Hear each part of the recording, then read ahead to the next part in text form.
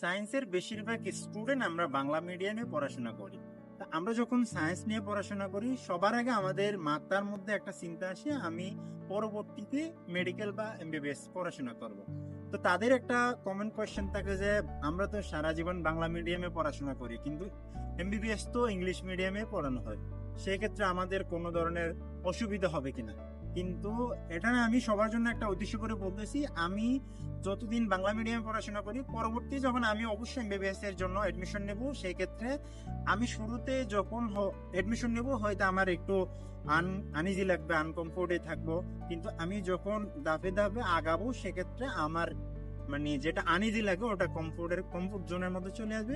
সেক্ষেত্রে আহামরি বড় ধরনের কোনো সমস্যা হয় না। আপনি যখনই পড়াশোনা স্টার্ট করবেন এটা আপনি করতে করতে আপনার কমফোর্ট জোনে চলে আসবে।